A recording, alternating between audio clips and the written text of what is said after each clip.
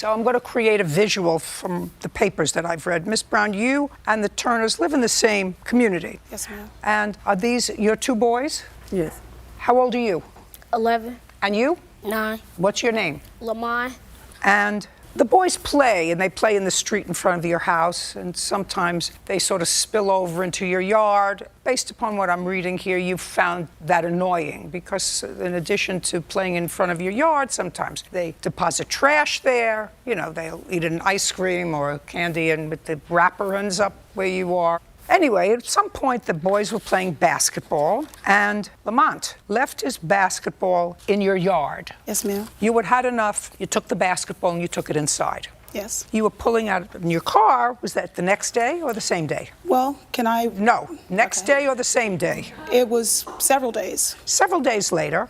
Was it just Lamont and his brother, or were there other kids around There too? was several other kids. And they said, do you have that basketball? Who came to my car was Lamont and another kid. Okay, so Lamont and another kid came to your car and said, do you have our basketball? Yes, ma'am. And you said, yes. I have several balls. He said, I want it back. Yeah. He said, I want it back and you're going to give it to me. Well, first he said, I want it back. No, he wasn't fresh. He said, I want my basketball. No, he was fresh. Not at the beginning. He wouldn't start out being fresh. That's not common sense. They came to my car, they knocked on the window and said, you have our ball, we want it back. And you added, and you're going to give it to me, because that's the fresh part. You have that basketball, and I want it back. That's perfectly reasonable. The other part was not, and I couldn't ascribe that to an 11-year-old. As it happens, he didn't say that to you, because that's not what you told me just a second ago when you revised your statement. At the beginning, you said, you have our ball, and you're going to give it to me.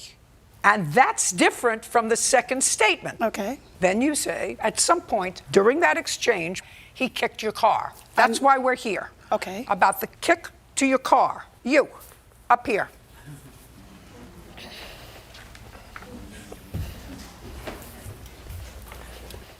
Lamont, did you think that I was just harsh with Mrs. Brown? No, ma'am. You didn't? No, I ma'am. did.